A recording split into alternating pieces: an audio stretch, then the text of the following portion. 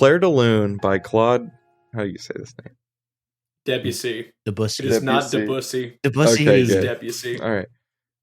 Claire de Lune by Claude Debussy begins playing. We open upon two trees, both of them cartoony, looking like the aesthetic of Little Marvel or the Scotty Young variant covers. A child speaks.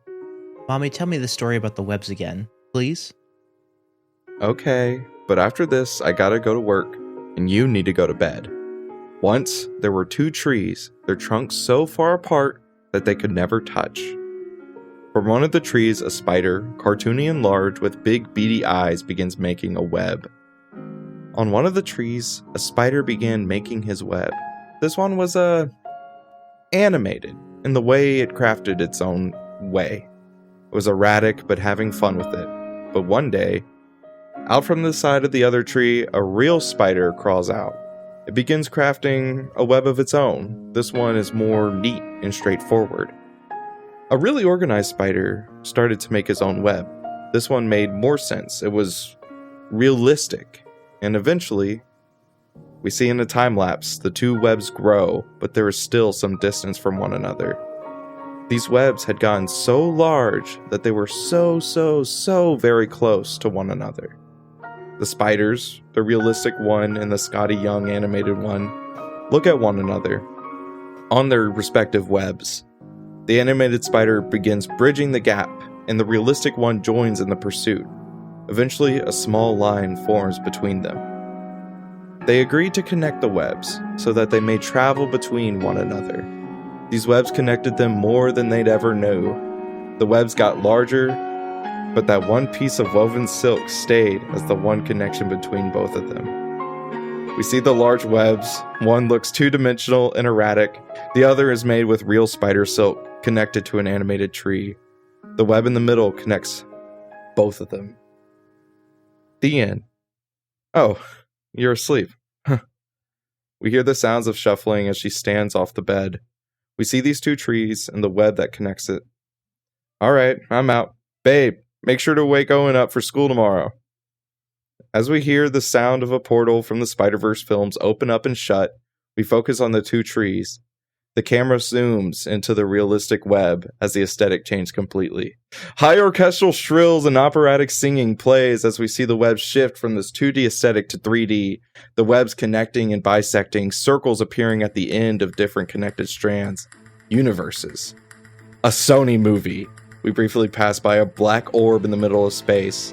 In association with Marvel, we see the real web, the web that connects us all, a lengthy bridge between a more colorful multiverse just across the way.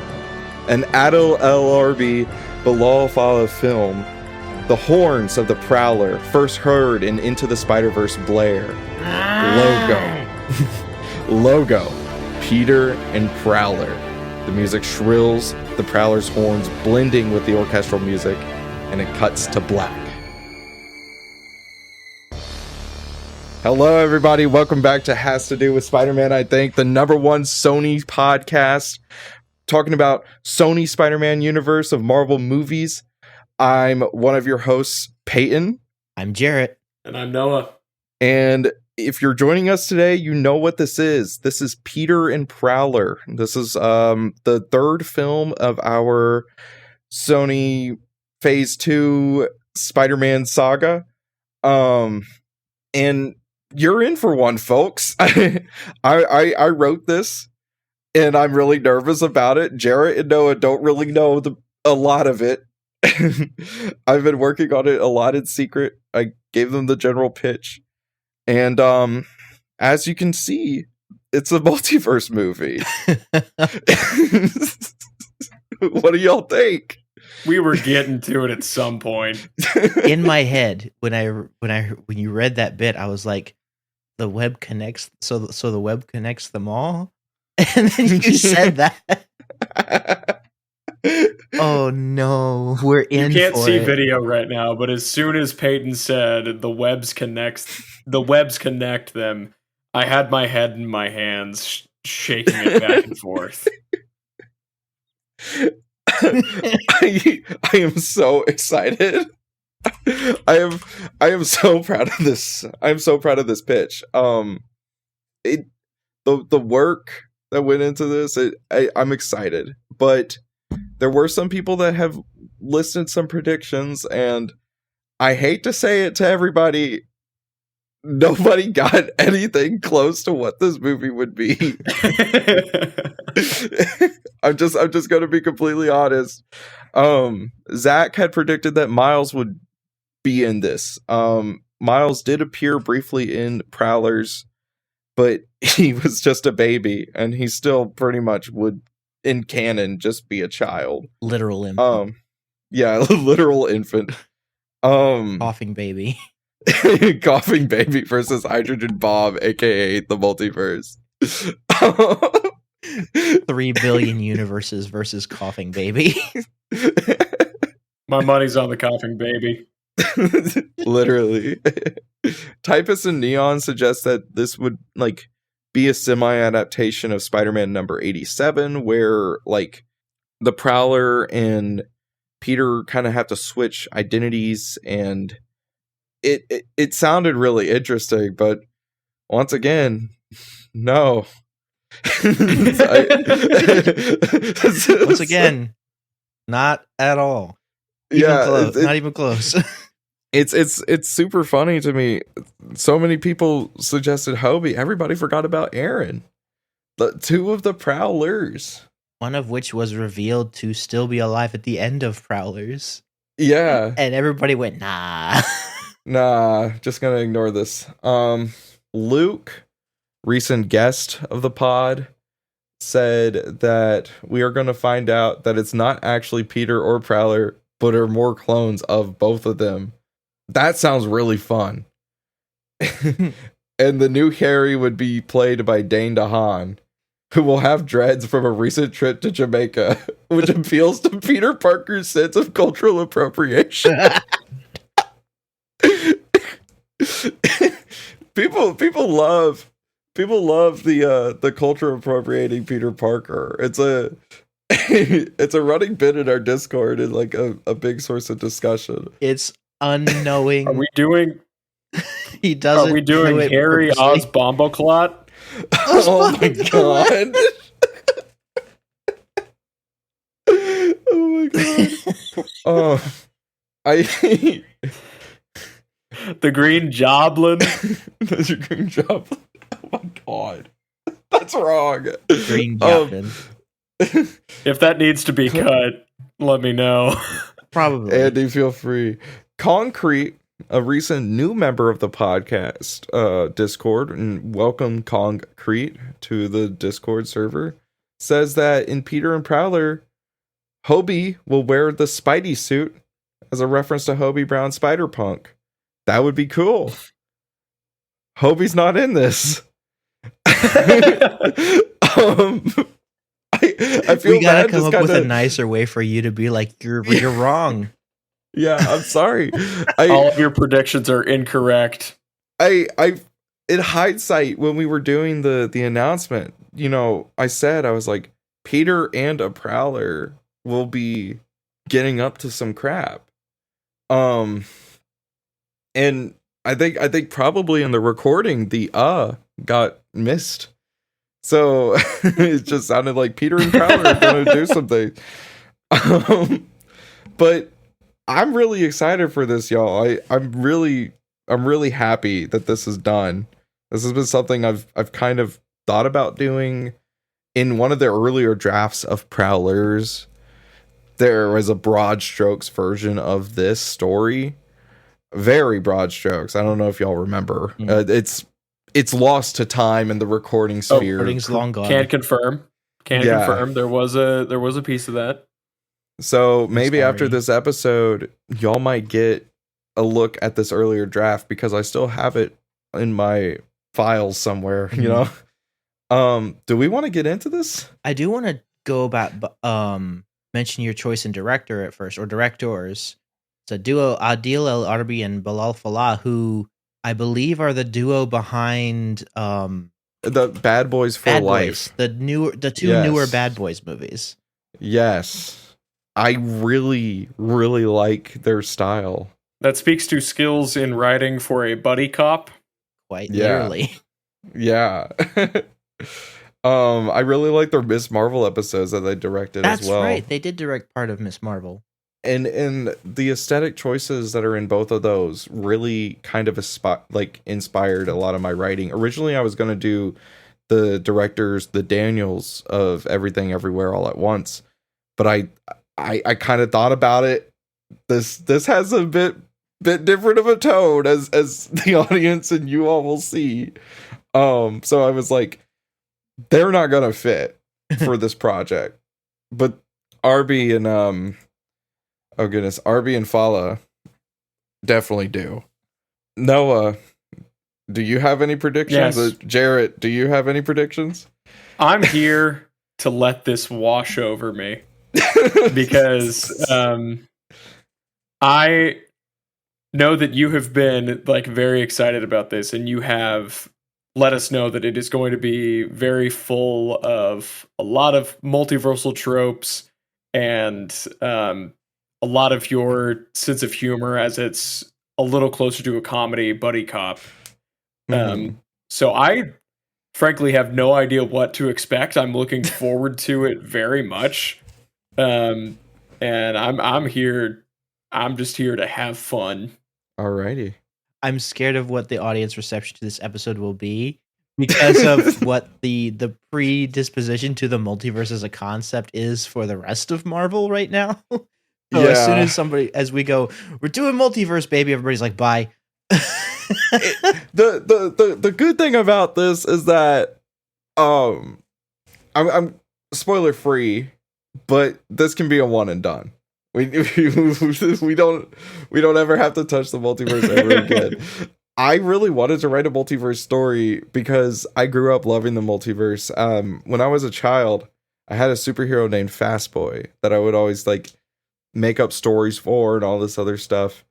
And I had come up when I was a kid. I saw Shattered Dimensions in one of like Walmart or whatever. Never played the game, but I saw 3 Spider-Men on the cover of a video game, and immediately my brain was just like, "Oh my god! Like, what could this mean?" And so I went home and I was like, "We got Fast Boy." Like I remember drawing these. I was like, "We got Fast Boy. We got futuristic Fast Boy. He had a hoverboard, and then we had Bald Fast Boy because I forgot how to draw hair." Bald Fast Boy. Bald Fast Boy, and so like that was my nickname during chemotherapy.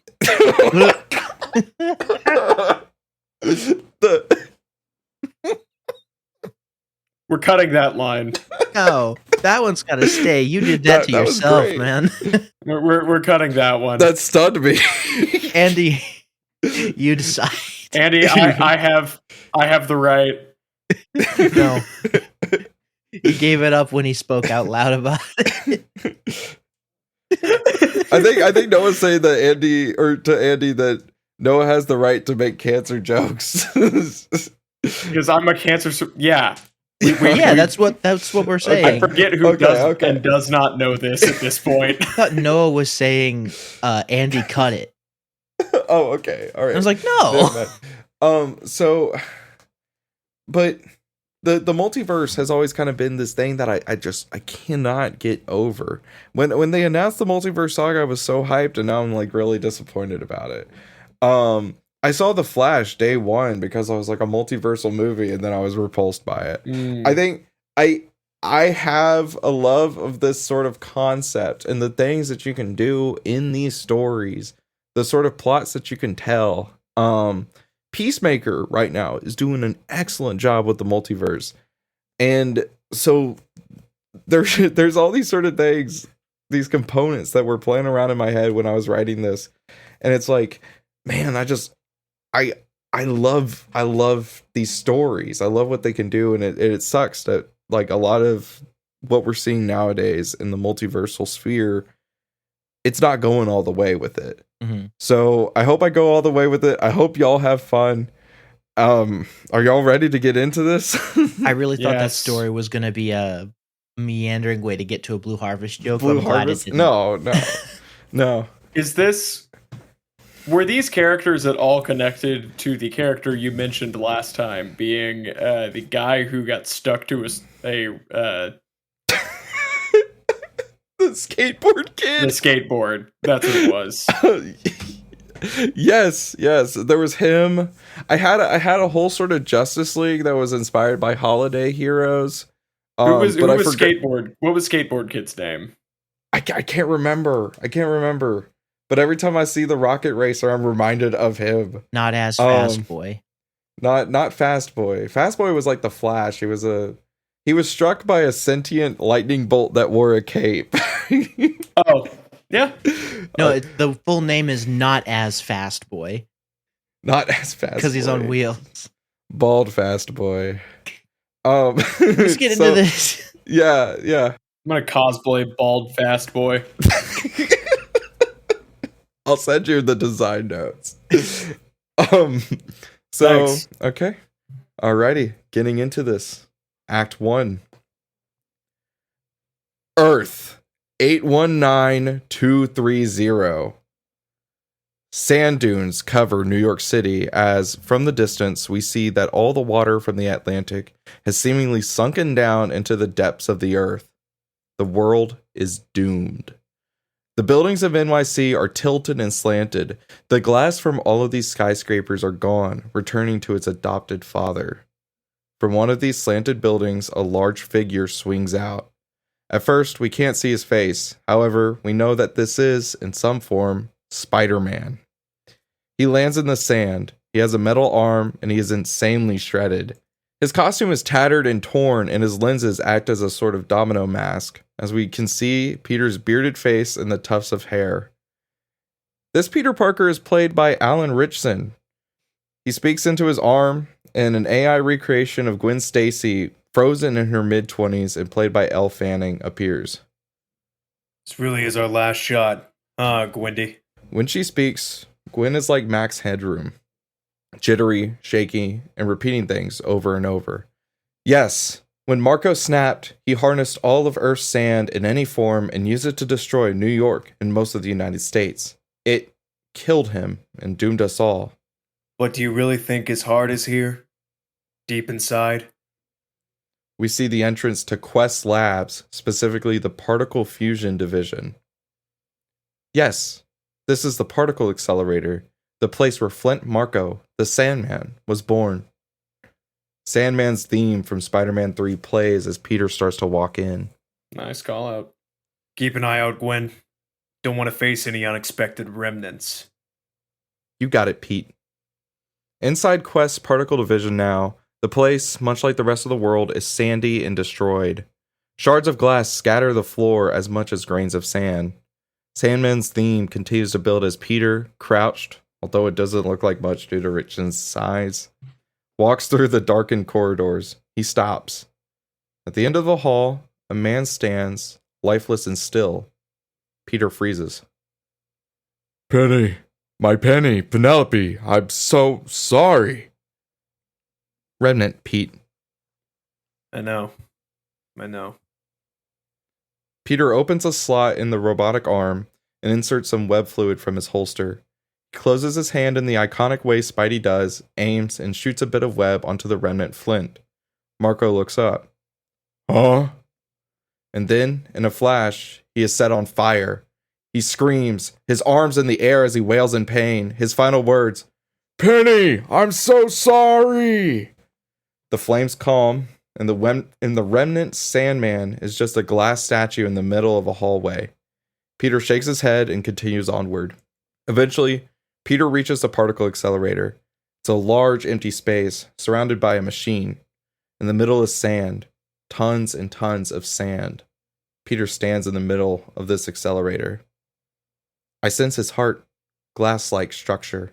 Sometimes I wish I had your senses instead of my spider sense, Gwen. I am an artificial intelligence complete with sonar, radar, and GPS.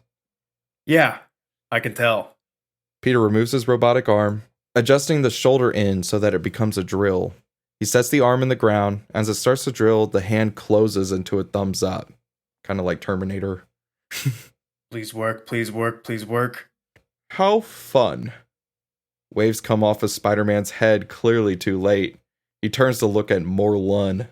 Morlun is a towering man with long hair and piercing eyes. In this post-apocalyptic world, the vampiric-like figure clashes as he wears a three-piece suit, complete with a waistcoat and a suit jacket. He's pale, clean-shaven, and muscular. He is played by Henry Cavill. I know that guy. He was great in Mission Impossible Fallout. He was Wolverine for a hot second in Deadpool and Wolverine too. He was. I think he was also The Witcher. Yeah, The Witcher. I like. Yeah, he was shirtless at some Roman thing. Like he'd be a great Superman. Oh, for sure, absolutely. I like when he reloads his fist. Like, do we have a fist reload for Morlun? It's not in the script, but you can imagine in an action scene he will do it. He's doing it constantly. Every time he gets pushed back, it's and then he gets hit again, and it's almost ridiculous. Oh, fun! He's just pumping his fists like in general whenever he gets hyped. He's like, "Yes, I'm so excited! Yes, I can't wait to eat people." It's so fun to see yet another totem in yet another universe try the same thing to fix it. My boy, you've lost everything. Who are you? I thought there was no one left. That is where you are right, Parker. There is no one left. Only you and your robotic friend. Everyone else either suffocated or died of thirst. It's sad, really. It's clear the others haven't made a connection with you or your dying world. Finding places like this used to come a dime a dozen, but it's gotten so much harder to do for me. Oh, you're a guy from another universe. I see. Morlun shows his teeth. His fangs are long and he's smiling. You see? Yeah, things like this used to happen to me all the time. An older version of myself met me when I was 14. Just before the world became this. I figured that if one could time travel, there could be a multiverse. It makes sense. Now I'm back here, and while I was out having a great time with my younger self, Sandman killed himself and destroyed this planet. I know everyone is dead, but I have the responsibility to save what's left, even if it's just me. Morlun is still for a second. He still has that smile, but now he begins to laugh. It's a strong, hearty chuckle that turns into a fit of exaggerated laughter. He bends partially backwards towards the sky, laughing until he finally steels himself and calms down. I'm sorry. It's that responsibility line that always gets me. Spiders always feel responsible for the web that they weave. You take a knife to the thing and they'll still go back and try to connect the silk. You know, I normally don't like letting my meat talk. But there's something that makes you spiders so tender after you've said your piece. Morlun attacks! The one-armed Peter, despite being extremely muscular and reacher, is unable to put up much of a fight against the vampire. He tries to wrestle him, but with lacking an arm, it's pretty hard. He takes several punches to the face, and he collapses to the ground and tries to get up, but Morlun shoves him even further into the sand. I get so hungry. You spiders always taste the best, you know. He flips Peter over. The man's lenses have completely fallen off. Now he looks like a boy in a grown man's body. He's terrified and out of his depth. Please, it's just a dying world. Just leave me to die with it. On my own terms.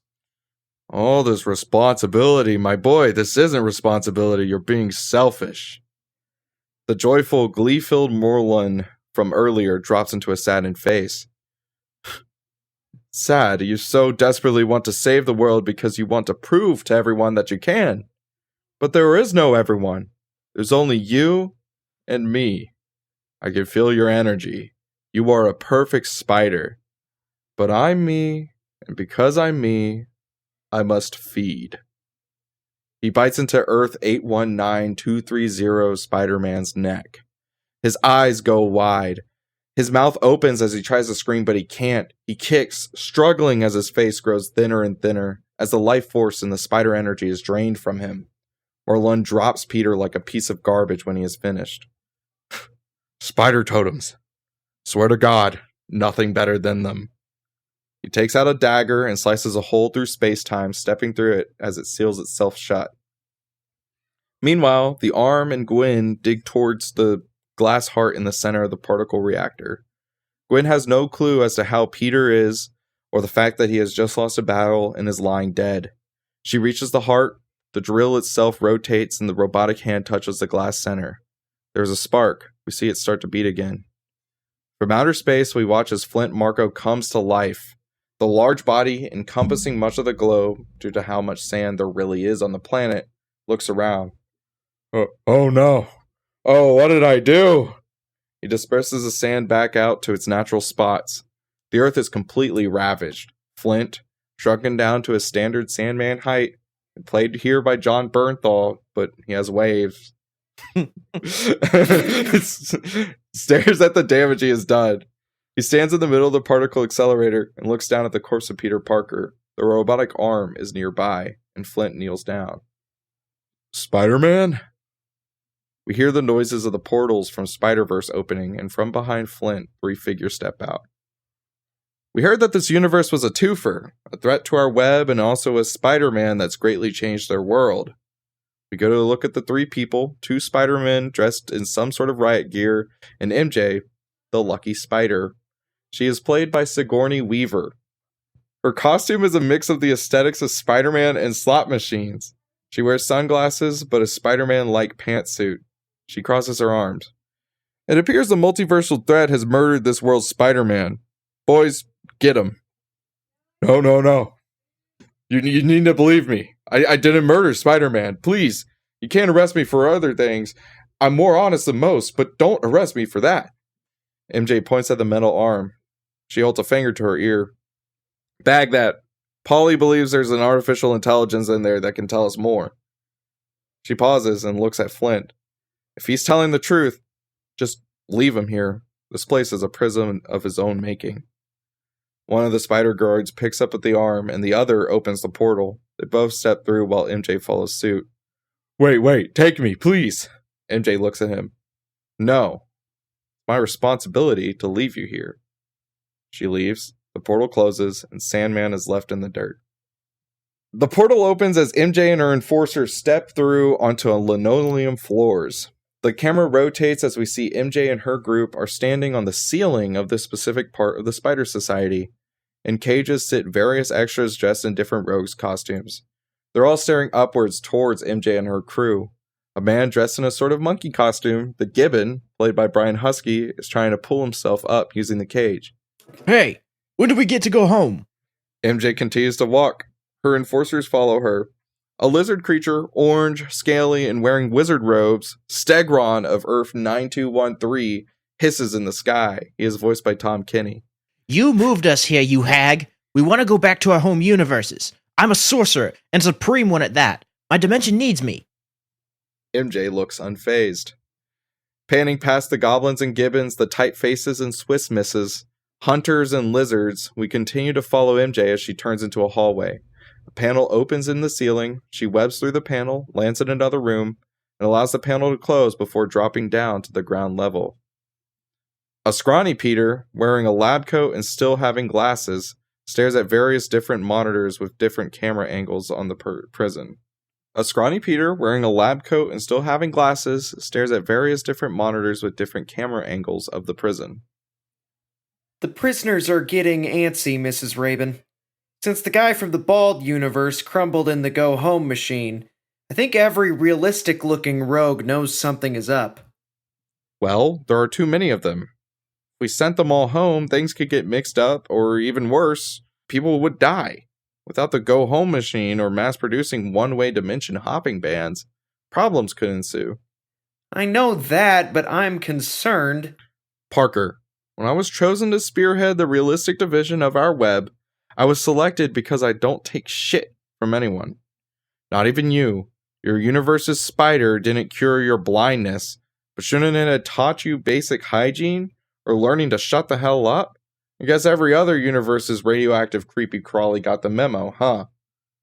The Parker of Earth 234857 is silent. That's what I thought. The web is infinite. Perhaps there's a version of you that doesn't talk back. In that moment, an idea hits MJ like a truck. Oh, okay, I think I might have just hit the jackpot. Parker, give me 311, and also pick out one of those prisoners. Send them to interrogation room B. Which one? MJ is walking away already, waving her hands in the air. Parker, I don't give a rat's ass. I've given you the power to pick it. With that, MJ is gone. One of the monitors displays face after face, an X popping up on them. We get lizard folk, Lego minifigures, and others before landing on Aaron Davis. Played by Donald Glover's face is slammed against a table in a red and blue interrogation room. Standing in the back against the wall is MJ. She stands with her arms crossed. The guards leave and Aaron looks at them before looking at her. Aaron's beard has grown out.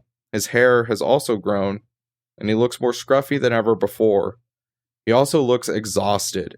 The Prowler suit, his Prowler suit with the claws and the iconic purple cape, was damaged after the portal opened up in Phase 1's Prowlers.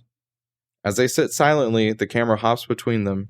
Aaron eventually says, Am I going home? No. Then what am I here for?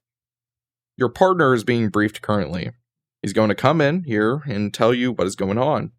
I'm here to make sure what he says is right and see you both off. My partner. Is Hobie here too? We didn't exactly leave on the best of terms. MJ laughs. No, Hobie Brown's our heroes. And Aaron Davis's, well, not every universe has one of you. But the ones I've seen, they've only ever been idiots. Ergo, I've gotten one of our smartest to help you. Aaron furrows his eyebrows. I'll have you know that I received my degree with high honors, summa cum laude. May have fallen to crime, but I am not an idiot. Not some scientist like all you damn people. But there is more than one way of being intelligent. MJ doesn't respond. She chooses not to even humor him trying to fight back. The Peter Parker of Earth 311 enters. He is played by Matt Berry.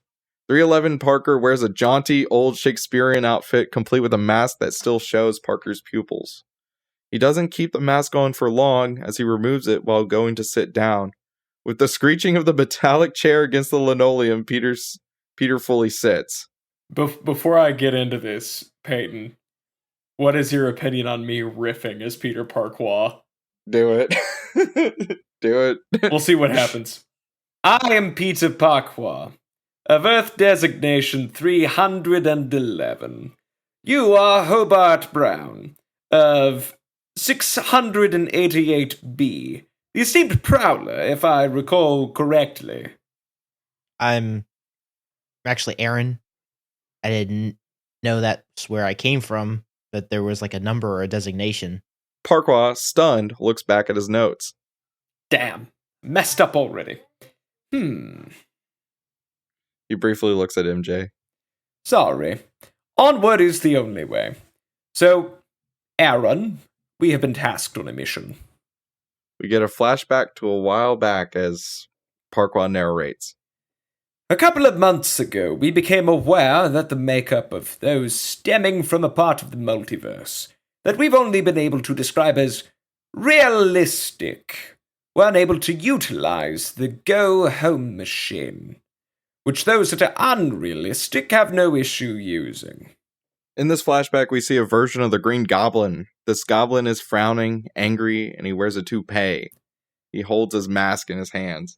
Hailing from Earth 6197, Harry Osborn, and that is with an I, was a gent whose universe, for millions upon millions of years, was unable to develop any form of body hair.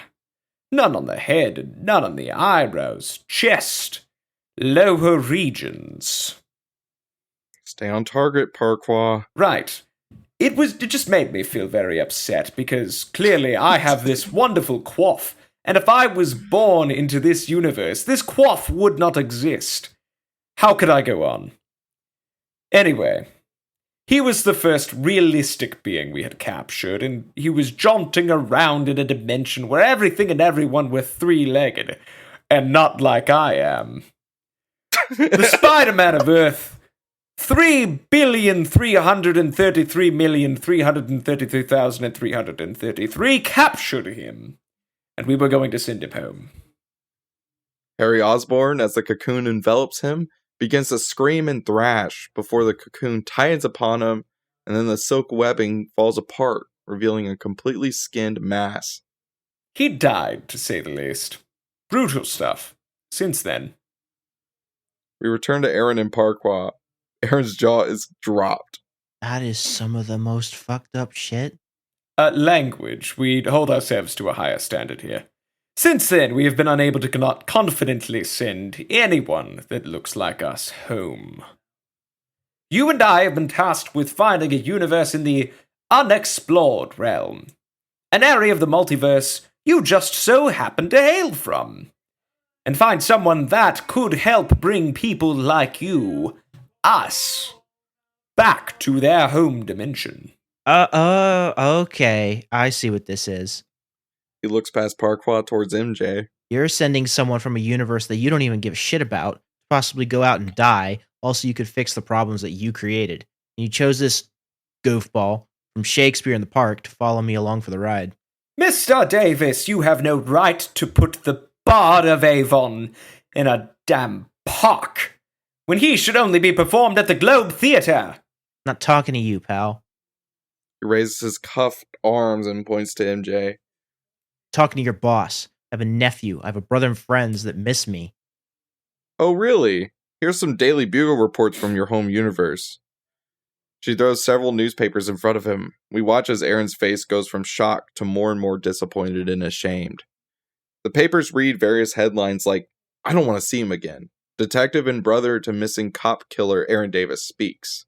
And thief? Oscorp CEO Norman Osborn speaks up about rumored acquaintance with Prowler. Finally, there's one that just says, "Hero or reclaiming the title? New Prowler seen in rumored team of metahumans." That last one isn't me.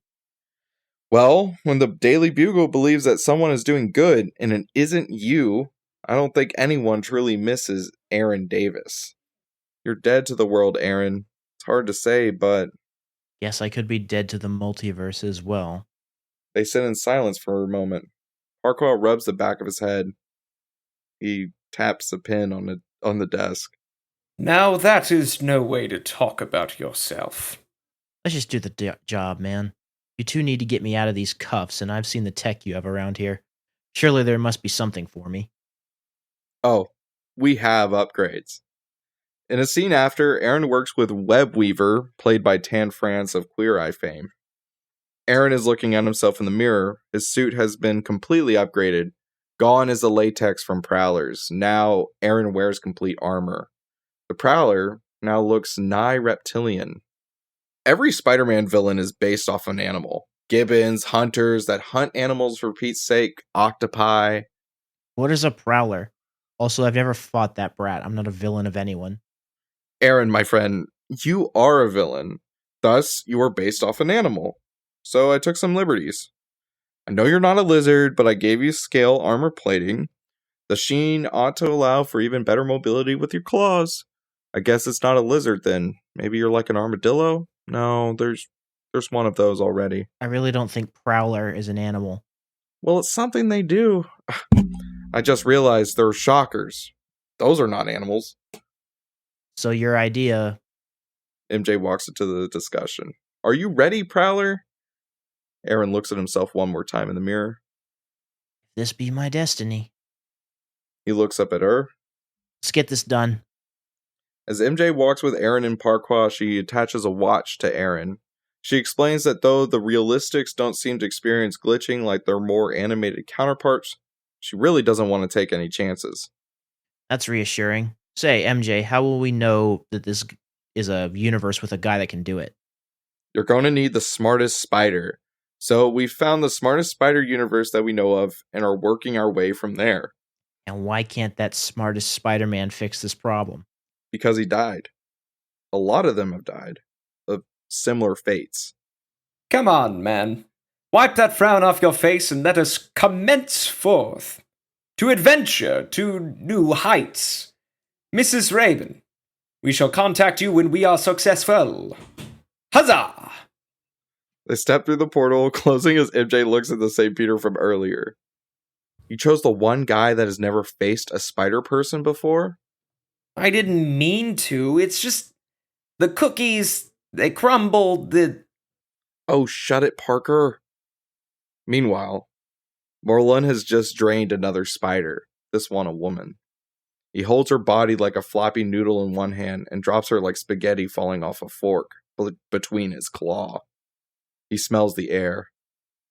Oh, a spider has lost his web. He's probably looking for friends. He smiles. By my father, I'm famished. With a slice of the dagger, the portal opens and he steps through. End of Act 1. Okay. This is really fun so far. Yeah. I'm glad y'all are enjoying it. That Act 1, I had that done for the longest time, and I was so scared to start Act 2 because I was proud of like the scene with the Sandman universe, and I had some scenes written for this that I completely removed and deleted, where it was like Aaron talks to a version that's also played by Donald Glover of Hypno Hustler and stuff like that, like stupid callbacks.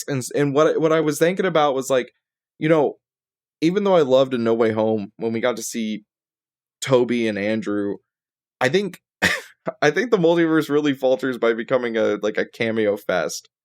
And that's like a meta joke that is only really known to us that like are really into the Sony leaks. And It's Gambit and Deadpool. Yeah, Wolverine. it's Gambit and Deadpool and Wolverine. And it was like, this isn't necessary. What's going to be the meat of this story? And so like there's stuff that I've cut out and rewritten, and this is like what I wanted to tell. So I'm glad that y'all are enjoying it so far. Yeah. Lore question, and this may get explained later. Is the Spider Society that we see the same one from Spider-Verse? So and this was explained in the stuff that I deleted. So this can definitely go on the wiki because this is what I interpret it as. I believe that there is a sector split off from the rest of the Spider Society, but it is ultimately in the same 2099 universe where the rest of the Spider Society is. It's just like kind of, you know how in some colleges and stuff there's just a separate building off campus that you have to go to. That's what the Realistics division is. It's like it's so small and minuscule and nobody really cares about it. So it is it's like a subdivision of the whole thing. Yeah. But it is still like in the same universe and in the same like building or group. This gives me a lot of the vibes of Paradox from Deadpool and Wolverine. That's what I was saying. Ready to say is a lot of this is reminding me of Deadpool and Wolverine in that it's like there's like another like each floor deals with like a separate universe, and so this is for like the live action side of things. Right. And they're like, we can't interact, but we don't do it a lot. You guys are in charge of your shit down there. Yeah. There are going to be some references to events that happen in Across the Spider-Verse because of course Beyond hasn't released yet. But yeah, it's just a separate group, separate division of the rest of the Spider Society. So jumping into Act 2. Heck yeah. Let's do it. The perfect hexagonal shape of the spider portal opens onto a desert. They land with a bit of a plump and look around for a moment.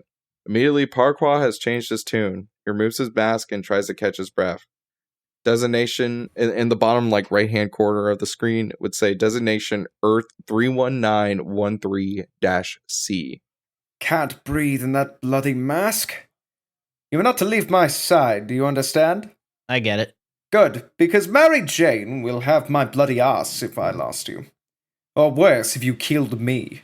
I'm not gonna kill you. Well, how in the hell am I supposed to know if you will or not? Look, do you have a version of me in your universe? Surely he's not a bad guy. He doesn't have the tech I have. None of your era would have my tech. Parquagh thinks. I fought about 58 rogues and rapscallions. There was a guy, green and purple, called himself the Prowler of Roanoke. I was in the colonies at the time. He killed quite a few people working for the Kingpin, this gent that wanted to completely separate us from the King. He had his own agenda, this Prowler. He was mad. He killed so many people, and stole a fair bit of coin. He died. MJ is right. Every Prowler is a villain. Unless you're Hobart Brown, of course. Aaron starts to protest. Upon hearing Hobie's name, he's almost sent it to a blitz, but he manages to stop himself. He bites his tongue and looks around. Where are we? Is this one of those worlds where Spider-Man is the smartest? Or is the giant skyscrapers or spider cars or something? He is the smartest, but this is a universe where things went a bit differently. Time moved a whole lot faster. The whole geography is wrong. Damn this multiverse crap. History is asinine here, too. Parquagh starts to make guesstimates as to what year they're in. He claims that they've landed sometime in the 1870s and says some crap about how winds are different every 100 years or something. He continues to drone about this stuff until Aaron's arm starts to make a sound. You son of a bitch! You're going to explode? I knew it, you devil! You're going to kill me! Aaron looks everywhere on his body, feeling his chest and his ass and his pockets. Hand to God, man, I don't have a bomb. I couldn't have snuck one, and I wouldn't have. Peter? Peter! Oh, heavens above, you're one of those ugly, gruesome types from those universes where they have an extra little face on the back of your head, aren't you? The glitchy, buggy voice of Gwyn makes Aaron look down at his arm. We realize now that Webweaver has outfitted Aaron's armor with the AI that was infused with the Peter of Earth 819230's arm. In fact, it seems like it's the same arm now retrofitted to act as a sleeve. Peter? Aaron holds his arm up to Parquagh, and we see the Max Headroom look like Gwen Stacy on his arm. Geez, Parker, did you eat all the snack cakes? It's pronounced Parquagh, madame. He turns to Aaron. I'm sorry for the initial misunderstanding. It's fine. It's fine. Actually, no it isn't. What happened to my Peter? Why is there still sand? She freezes on Aaron's little screen. Aaron taps, flicks, and shakes his arm. That fashion designer you all have must have given me a damn Amazon Echo or some shit. She was not repeating a single thing you said. Neither was she ordering special chairs for you online. The AI Gwen starts again. Currently in Earth 31913-C. Entity currently in Earth 817360. Entity arrives to Earth 31913-C in an estimated 20 leaps. Entity arrives to Earth 31913-C in an estimated 10 hours. Entity... Shut it up! I hope you would order a chair with it instead of that! I can't, man. She continues to repeat what she says. Aaron tries saying stop, pause, enter a different mode. Play barn sounds! Moo! Ba! Oink! The Gwen AI stops her announcement of the entity and its arrival. It starts playing the sounds of cicadas buzzing, cows huffing, and the morning dove cooing. A rooster crows. I can't believe that worked. We're gonna need to make this stop soon before I fall asleep. What did she mean by entity? I don't know, but by God, I don't want to find out. Let's get moving.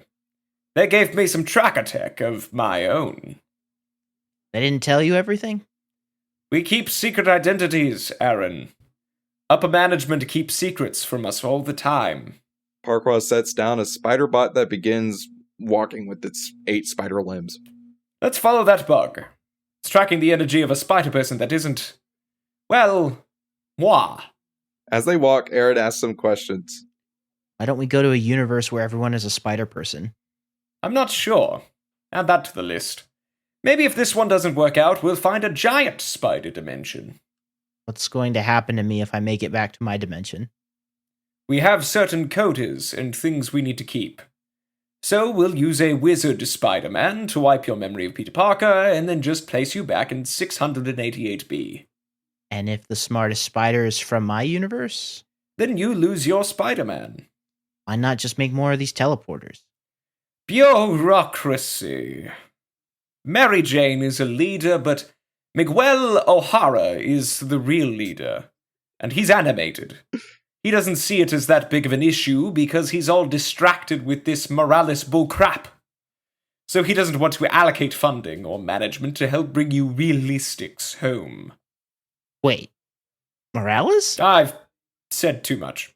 They travel until they reach a town called Timely. They stand out in their costumes. Damn it. We stick out like a sore thumb.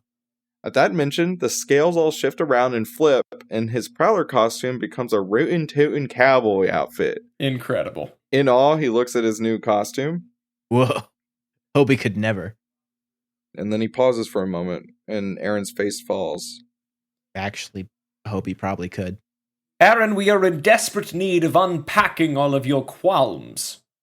Luckily, the bot is leading us into a bar. Every wonderful story features a bar. They're great places to meet new friends or unpack deep-seated traumas. They enter, and everyone turns and looks at Aaron and Parquagh. Well, I'll be damned. And I'll be darned.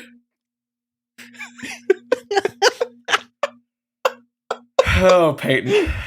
A man steps up. It's Walton Goggins, portraying Earth 31913-C's version of Jackson Bryce. He shows two gauntlets instead of his usual lasso, which is mighty uncharacteristic of someone in the Wild West. Well now, we buried you not even 2 hours ago, Davis. And here you are alive as the day you were born. Head cut off, rib cage open. By the Lord above, I think. Gentlemen, you know what I think? The first two cowboys, revealing themselves to be the returning actors of Terry Crews and Mike Faced, as Oxford and Daniel stand next to Jackson. What do you think, Jackson?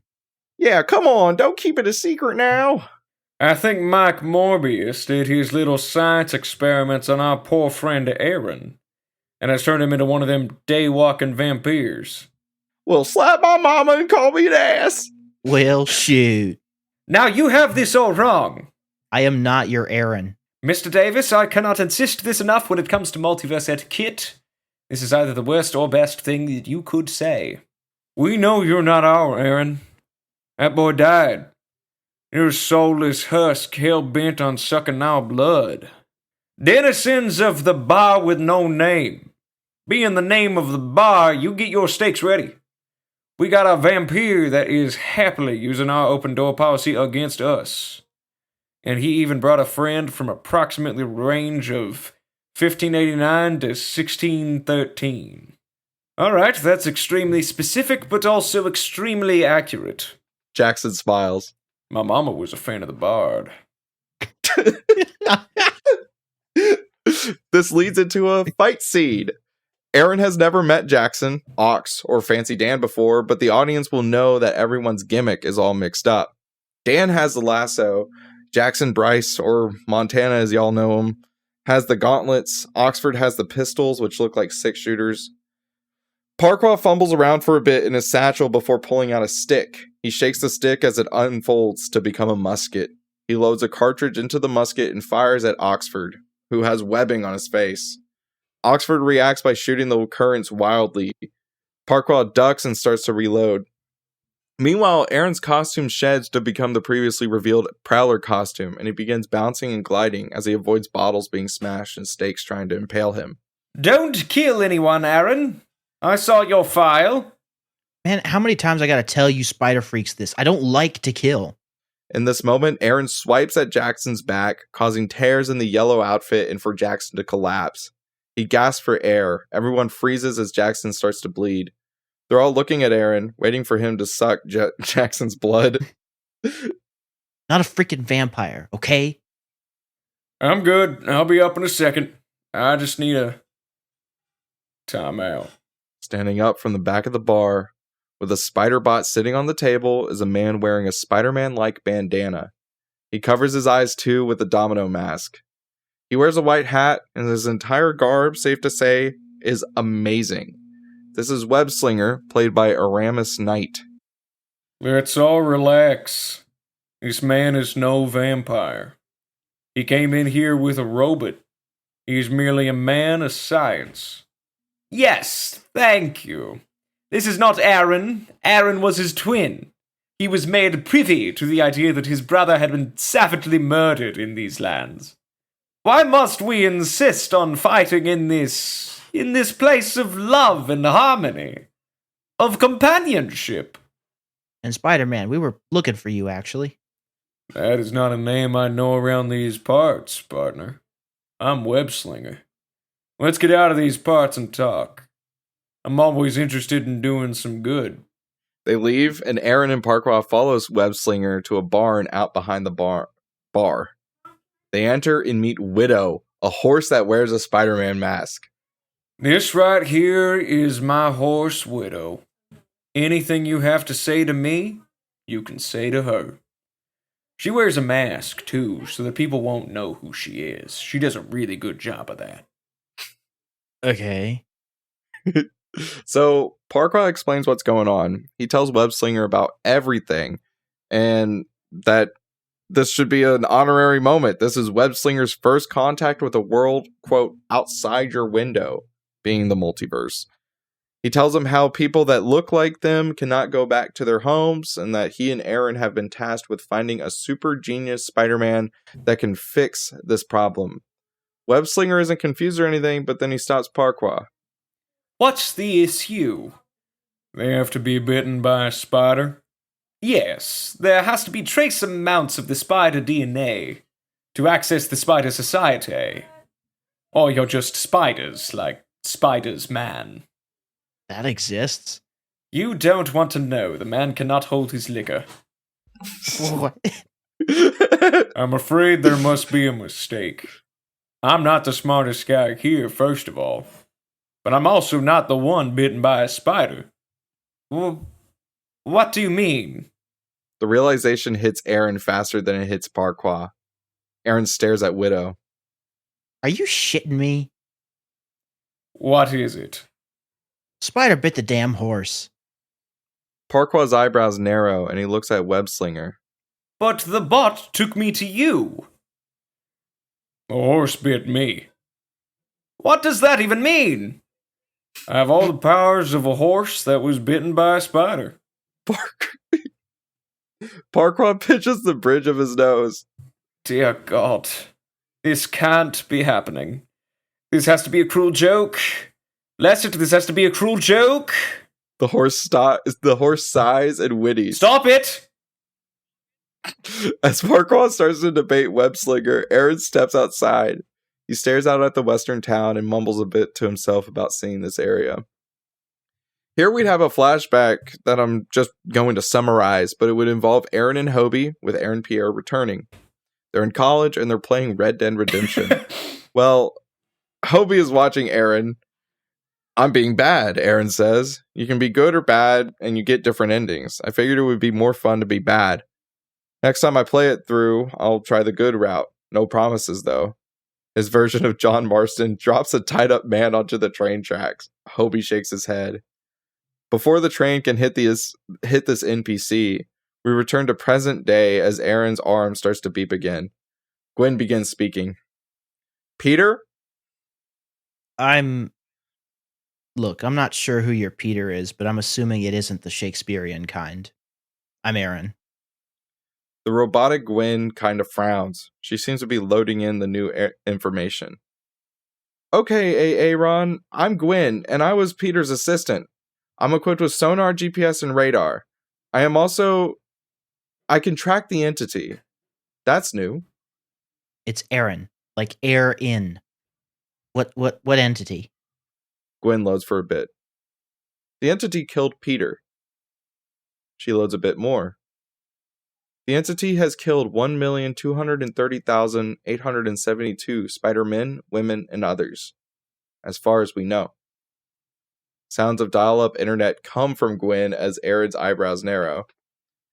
The entity can travel between universes. The society doesn't know the entity. I am able to track it as it killed Peter when Peter and I saved what was left. Me and Peter were mentally connected. I have tasted the entity's DNA. It is not human. Gwen, you said that this entity would arrive in 10 hours. What's the guesstimate now? Gwen loads. A circle appears above her head. It loops, it spins, it does all the sort of loading a circle logo would do. She's still waking up from the Sandman incident. In a plain, unemotional voice, she eventually says, The entity is here. In this moment, despite not having Spidey sense, Aaron rushes back into the barn. He opens the doors to see Widow, Webslinger, and Parquagh. All I'm saying is that the bot doesn't make a mistake. Are you or are you not sure you weren't bitten by the spider too? It was the horse. Both Parquagh and Webslinger look at Aaron. The horse seems to look at him too. Aaron, what's the problem? We need to get out of this universe now. I agree, but it's just rude to... In that moment, from above, a figure lands on top of Webslinger. Webslinger tries to fire his spider fluid 6-shooter pistols, but they go all willy-nilly. Widow whinnies and rises up before dashing out of the barn.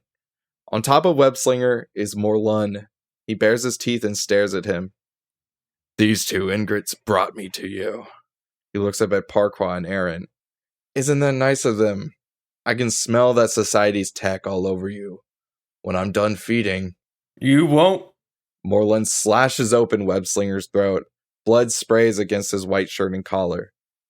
I'm going to come for you too. And I'll take your little bands. I can't get into your society, but with one of those transporters I can. Us inheritors don't get many opportunities for feasts these days. He drinks Webslinger's blood and then spits it out. Morlun is grimacing. Horse blood. He smells the air. Parquagh, in this moment, grabs one of Webslinger's pistols and tries firing at Morlun, but Morlun doesn't even notice or doesn't care. The damn horse is a spider in this universe? He smiles, blood on his teeth. Parquagh looks terrified, frozen solid. Aaron grabs him and starts to skate out, leaving a purple trail behind him. Morlun, monologuing to himself, inadvertently gives him a head start. How exciting. Brother always said they taste like glue. Widow is running through town. Aaron, holding Parquagh now, is trying to make him snap out of it. Come on, man, lock in. What? What in the king's arse is that bloody devil? It's the entity. We need that horse. We can't let it die. That's how it feeds. Spider things. He only likes spiders. Parquagh is struggling to understand this. What in the fuck is Mary Jane Raven not telling me about this damn mission? As he approaches the horse, we have a moment where Aaron, in a flashback, now playing Red Dead Redemption 2, pets a white horse. A bar appears showing that this version of Arthur Morgan has gotten just a bit more good as it feeds the horse some food.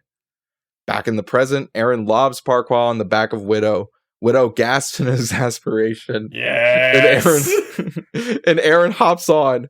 Hot on their trail is Morlun. They're deep within the town now. Parquagh is fiddling with his transporter, and Aaron is dodging and weaving, narrowly almost hitting Oxford, Daniel, and Jackson. The starting beats to Bonkers by Dizzy Rascal and Armand Van Helden begins playing. I wake up, every day is a daydream. Everything in my life ain't what it seems. I wake up just to go back to sleep. Get ready. His watch spins around like a slot machine before a portal opens in front of them, and the music starts to pick up. Some people think I'm bonkers, but I just think I'm free. Widow leaps into the portal. Morlun leaps in after them. They travel through the multiverse. Colors flash and shift as they fall. Some people pay for thrills, but I get mine for free. There's nothing crazy about me. As it builds and another portal opens, they finally say it. Bonkers. Enter a montage set to the song as each universe they enter, which is a variation on a live-action world, spanning from retro future to post-apocalyptic, changes over and over and over again, while the horse and crew are being chased by Morlun.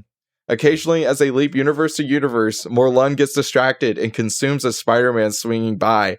So, like, imagine as they're, like, writing, Morlun will hop out of a portal, a Spider-Man will be swinging, and he'll just grab it and, like just completely eat it before like throwing rip it its to head the off? side. Yeah, rip its head. Like, it's terrifying. Slash into its neck and keep going. Yeah, it Morlun is feeding. Like, I need you to lock the hell in, Parquagh. I'm used to driving cars, not horses. We have to get him off of our tail, man. Parquagh loads some cartridges of web fluid into the new 6-shooters he stole off of the corpse of Webslinger.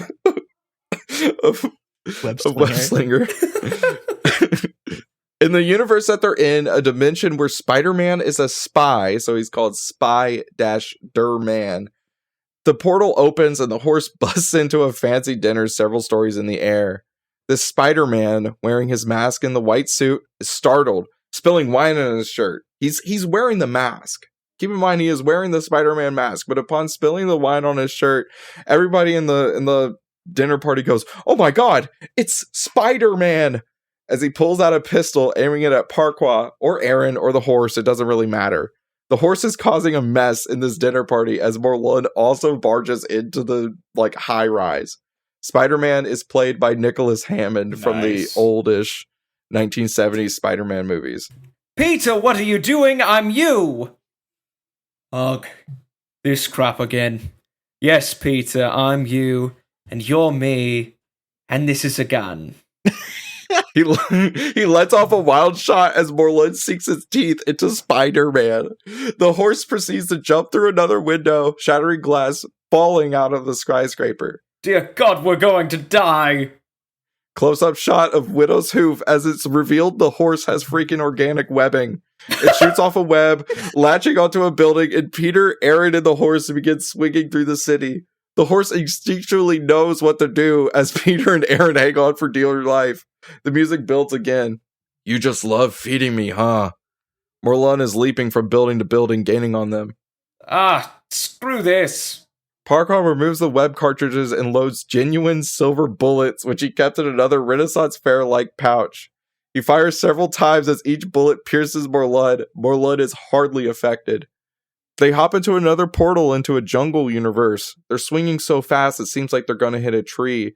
And in this moment, minute 219 to 222 of Bonkers is playing. Oh, what do they say? This is a game over? The horse turns vertical, lands on the tree, and then does a fucking flip. Bonkers goes, bon, bon, bon, bon, bon, as Morlun goes into the tree and comes out the other side, falling and yelling. They open another portal and leap through. Parquagh yells into his watch. Shuffle! Search for smart Spider-Man and shuffle! Get us as far away from this branch! Now! They are then spat out, the song ending with the horse doing an Akira slide. Everyone is breathing heavily. Aaron looks at his arm. Gwen, how far away is he? It should take 3 days for him to arrive here. Aaron looks at Parquagh. So that means we have a day. Gwen said that we had 10 hours and we had more like 5. It's dangerous. This thing is insane. We shouldn't linger here for long. And for our sake, I think that we should take a breather here too. Holy frick. Oh my gosh, Peyton. That's insane. The horse has organic webbing. The horse How? has organic webbing. How does it do the thing? I don't know. Or the web is like the spot where he hits the web like up on it, the horse's like shoulder? Does he go I like imagine this? it's either here or It like comes out of the his horse elbow. is like able to be like I've struggled to think about it, but The horse hoof just goes yeah. just lifts up. Yeah. So when I was writing this scene and trying to like picture this, I kept listening to Bonkers over and over again. And like the whole point of it is meant to sync up with the beat of that song, like a freaking Edgar Wright movie. I had so much fun writing this. And I kept showing it to like some of my coworkers, and I showed it to ANDIE. And ANDIE, she was like, "This is the most insane thing that I've ever seen in one of your pitches." And I was like, "Thank you." The horse doing the freaking Akira slide. I imagine it amid smoke when it lands too. It's like I'm just imagining the bomb and the horse running up the tree. yeah, and doing the flip, and then a portal opens as it lands into the. I can very gosh. clearly imagine the beat drop as they start to jump through different universes all at once. Because you threw this song out there on the Discord randomly. I was like, "This is good. I've never heard this before, and this is good." Like, how is this?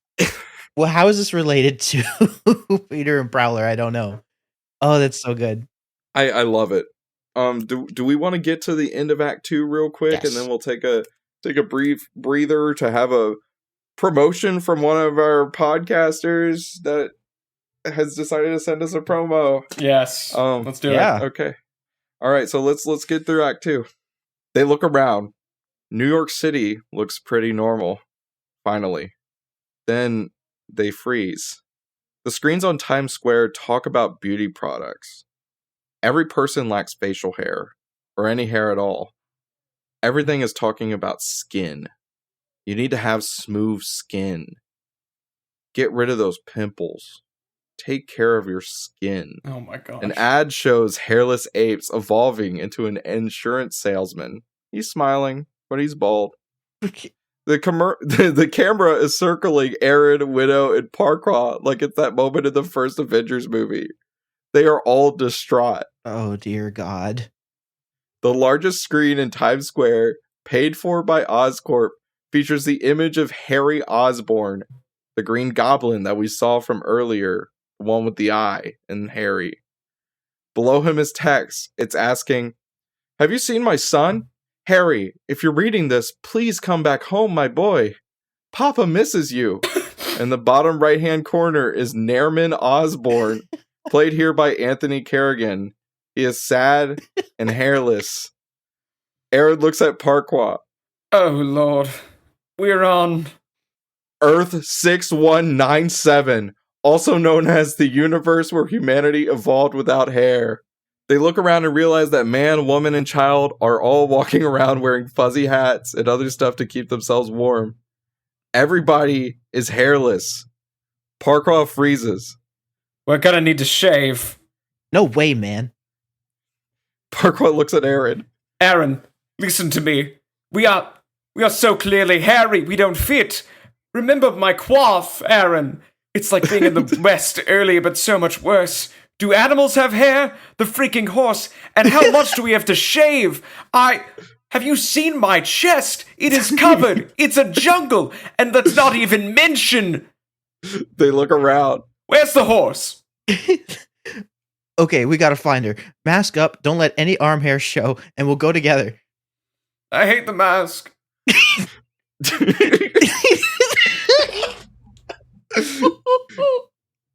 That broke me, I'm sorry.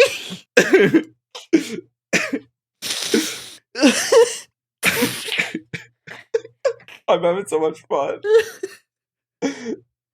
How was that line reading? That was amazing. That was amazing. I hate the mask. Damn it, man, listen to yourself. Look at you. A scary woman said you were the smartest spider person she knew, and it's so clear that she was lying. You're an idiot. You don't make the right moves, you freeze up in combat, you won't even wear the damn mask. Why the hell are you even in this society? I'm tired, man. I don't want to deal with someone complaining. You're one to speak. You're a ne'er-do-well. Mary Jane might have been lying, but I know she chose me because she believed in me. I was bitten at 13.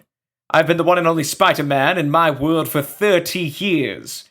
It's the experience that makes the man, lad. Parquagh refuses to put his mask on. Aaron is already hiding his face. Yet you bumble around. You get caught up in semantics. We need to find the smartest Peter Parker.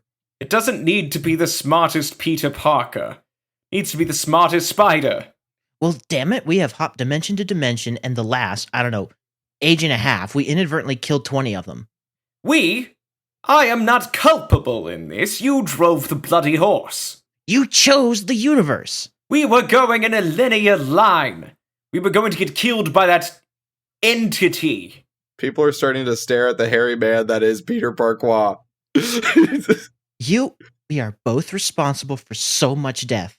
I hate it. I hate doing this shit. It's like working with Norman Osborn again. It's like I can never change. Mr. Davis, your constant in the multiverse is being bad or being dead. You're not supposed to change. Aaron remembers stopping a bank robbery in Red Dead Redemption 2. He remembers seeing the red line go into blue, finally. He sees himself fighting Hobie. He sees himself beheading the police officers and Prowlers. He sees the various Spider-Men, women, animals that died as Morlun chased him and Parquagh. No more. What? I'm not going to do that anymore. I'm not going to kill. I'm not going to hurt. We're going to get this guy. I am going home. I won't hurt or bother anyone anymore. I don't I can't be a force of destruction. If you and your spider people are right, then a Prowler's going to Prowler. And I am not going to ruin so many lives if I can help it. We're going to corner that entity off somewhere while we're at it. I need to confess something. Parquagh sighs. I'm a loser. I'm probably on my way to retiring the role I thought I was supposed to play for a lifetime. People on my Earth want me to start playing the grandfather instead of Romeo. I hate it. I'm going through a crisis and spending a lot of time in this society because I felt like they're all like-minded people and animals and beasts. But I realized that they don't like me either. I have nowhere to go. I'm afraid, man. I'm sorry you don't like me. You think I'm dumb, like everyone else. But I just want to wow somebody. Anybody. Damn, man. I'm sorry. I'm just exhausted. I shouldn't have exploded at you. I have a tear. They hug it out in the middle of Times Square. That's beautiful. That was so beautiful. What voice should I give bald Spider-Man? The most stupid voice you could possibly imagine. Just have fun with it. I don't care. Just a nerdy little shit. Yeah. This is highly deplorable, you know. Peter Parquagh and Aaron turn around to see Spider-Man of Earth 6197. I don't know of an actor. His mask only goes up to his forehead, revealing a shiny, beautiful dome. He wears underwear, showing off his luscious, hairless legs. Especially with Harry missing. It's just extremely messed up for you. Oh, please, it's you. Peter Parker, tell me, how smart are you? I'm not Peter Parker. Aaron sighs. He removes his mask to show his hair as well. We're not of this universe, we swear. The Spider-Man of this universe pulls Aaron's hair. Aaron screams. Don't do that, man. Either that fur is glued down or you aren't lying. Think we need to go get Widow and then go. Who's Widow? She's a horse. There's a moment here where this Spider-Man knows what Aaron is talking about, and they go and find Widow together with Parquagh joining them. Upon finding Widow, they hop on and look at Spider-Man. Say, what's your relationship like with the Osborns? We're good now. Nairman is my boss. He's had me looking everywhere for Harry. Ugh. I got something to tell you, man. Aaron relays the news of Harry's death, how it happened and everything, while Parquagh frequently tries to stop him. No, Nairman needs to know. Can you tell him? I know I'd want closure. Spider-Man buries his face in his hands. Oh, this is awful. You're from another universe and somehow Harry got stuck? And now he's dead? Gutted, man. Skinned and flayed. It was bad. Oh. This is some of the most messed up. The portal opens and Aaron, Parquagh, and Widow disappear into the void. You shouldn't have told him all of that. Why not? There's yet another universe where their first contact with the multiverse and the Spider Society was a net negative. I'm just worried. The Spider-Man of that Earth relays the information to Nairman Osborn. We don't hear what he says, but Nairman starts sobbing. Skinned and flayed, boss.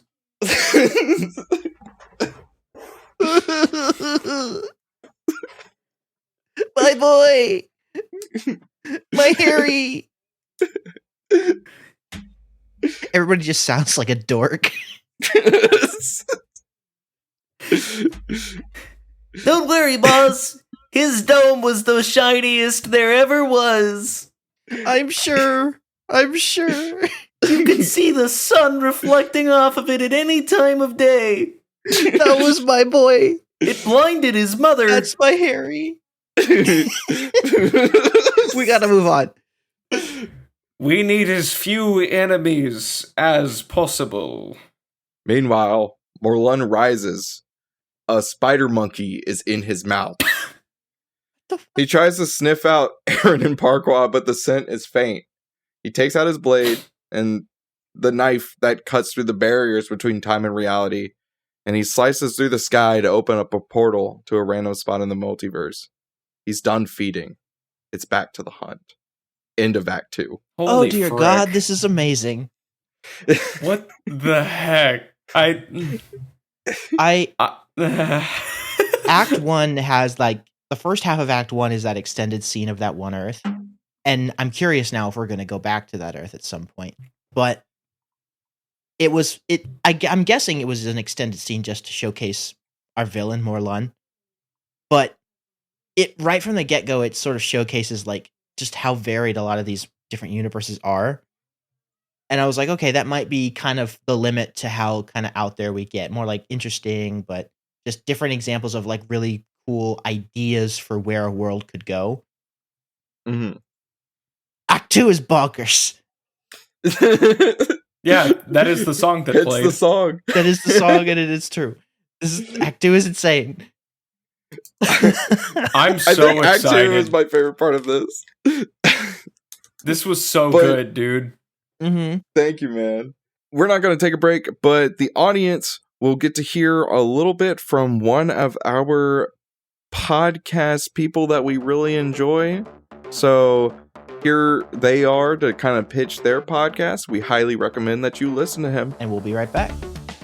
Hello, fellow webheads. My name is Scott Free, and I am the host of the Clone Conspiracy Podcast, show where we dive deep into the history of the Clone Saga and, in my opinion, the best Spider-Man, one Ben Reilly.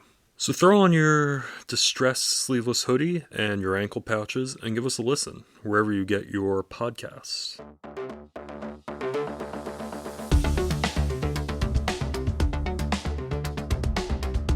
Alrighty. And we're back. And we're back. Guys. We're going to move right into Act 3 because I'm excited to jump in and see how this ends. Yeah. Let's go. Let's go. Act 3. Establishing shot of a small Earth-like world. In the bottom left corner of the screen is text that crops up like the font in the original Alien movies. Eventually, it reads, Moon-13. The planetoid, or as it's now revealed, the moon, shifts around to face an extremely high-tech looking Earth, where you can see the lights and even floating cities and satellites the size of starships. The portal closes as Widow, Peter Parquagh, and Aaron land in front of a statue. The statue is of an astronaut holding a flag. The astronaut does not have his helmet on, revealing the face of this universe's Spider-Man. Parquagh reads the placard while Aaron speaks to Gwen. The placard reads, To the man who took one small step, Peter Parker, Parker Industries CEO, Spider-Man, founder of Lunar York City. Dear Lord, the moon is real?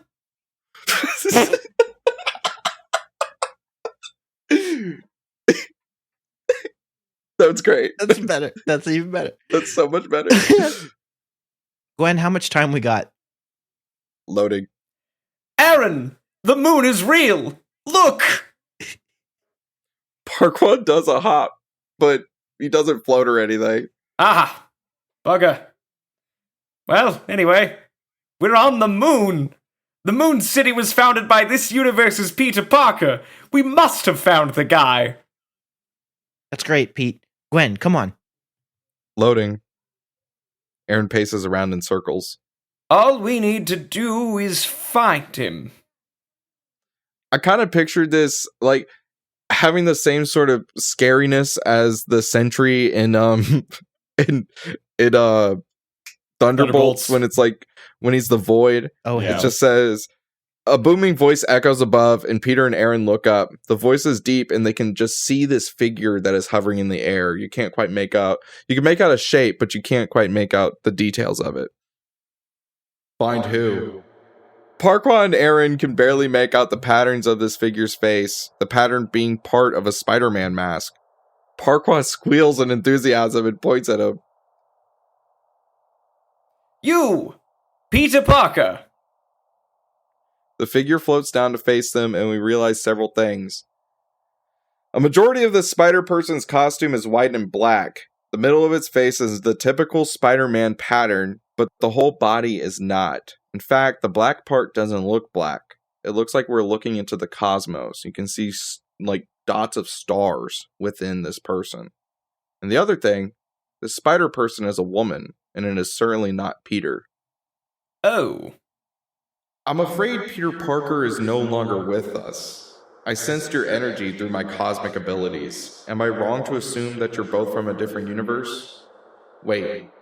The mask squints at Aaron. Uncle Aaron? Uncle? Cosmic Spider-Woman's mask disappears in a shimmer. Her long hair flows out, and it's the face of Whitney Peak. Yeah, Unc. Does your universe not have a Billy Morales? Aaron shakes his head no. We got a Miles, though. Oh, yeah, he was the one that didn't get these badass powers. He got bit by the same spider, though. But this world's Uncle Aaron didn't know that because you died. Aaron realizes. Throughout the whole movie, people have constantly mentioned that every universe in Aaron either doesn't exist or dies. And we see for a moment the time he was trapped in the cell and across the Spider-Verse, and he asks Miles, "What?" before he walks away. And he remembers seeing the baby version of his nephew, Miles, as he goes and hides the money under his bed in Prowlers. And he stares at Billy, this grown version of a child, his niece, or maybe something that will never exist. And he hears those words, sees the shocked face of that animated Miles and across the Spider-Verse, and he looks at Parquagh. Pete. Ah, criminy. I didn't want to tell this to you, but the cat is out of the bag. As you know, they think you're dead in 688B.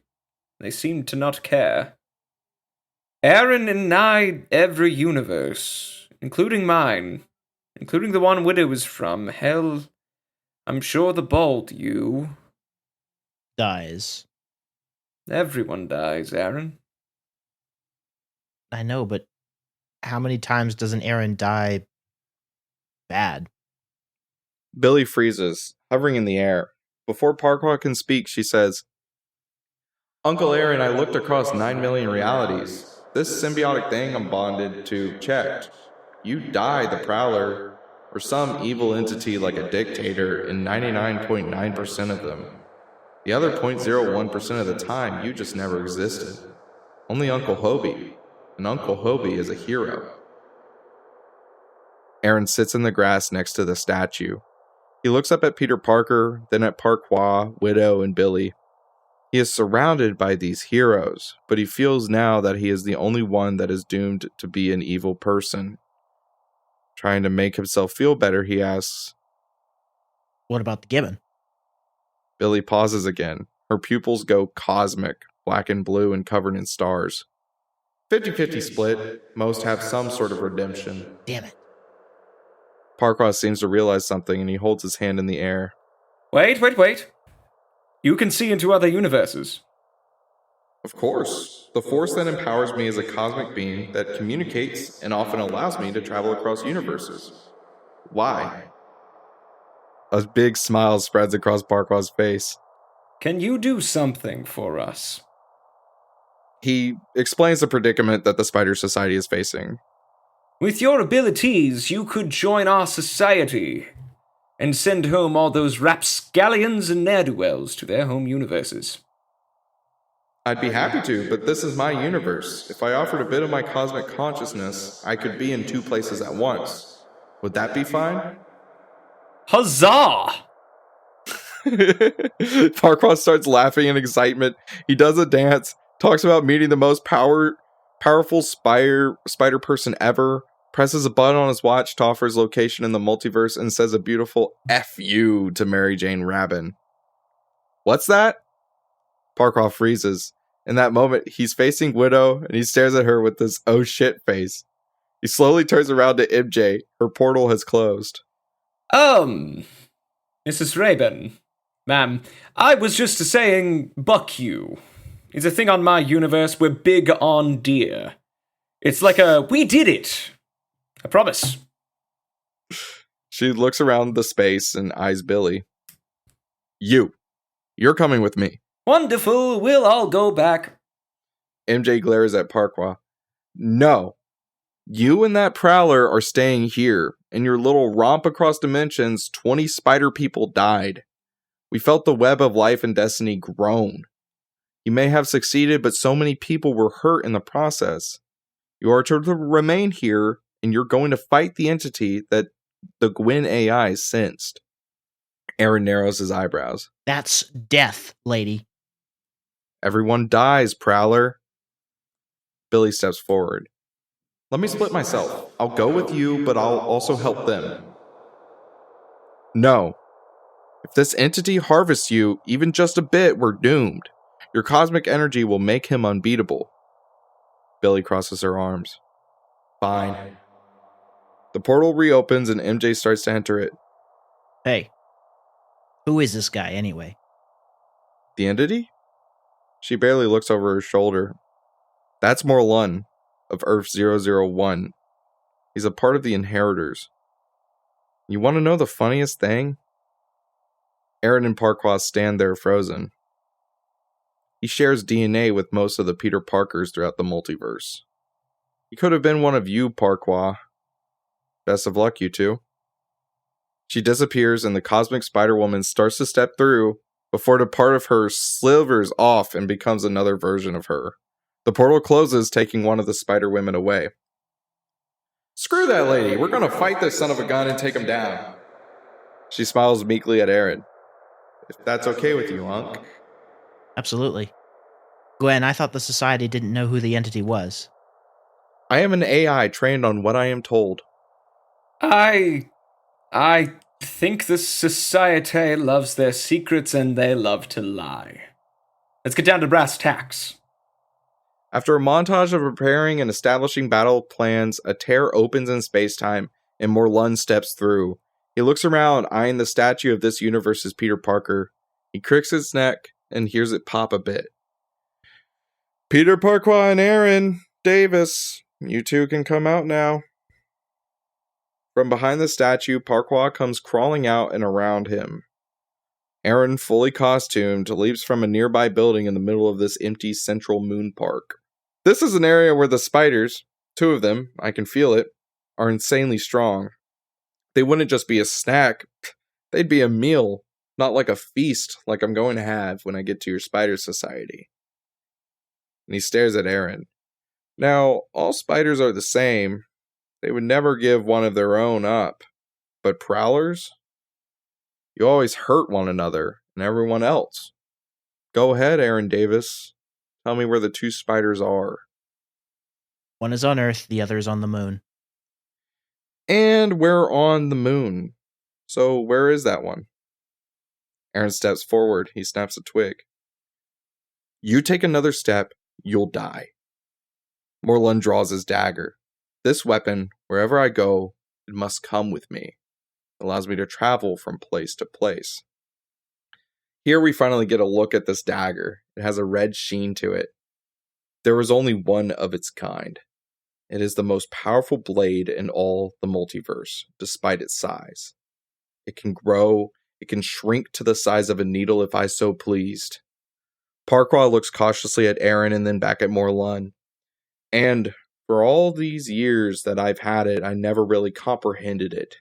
I stole it millennia upon millennia ago. It has many names.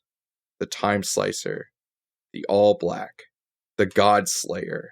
But I always liked the name inscribed upon its hilt, Annihilablade, the Planet Cleaver. With it, I can hop dimension to dimension, universe to universe. I can, and I always will, slay. Aaron's gloves start to glow with purple energy. He nods towards Parquagh and seemingly to the cosmic Spider-Woman wherever she may be. You ought to be honored.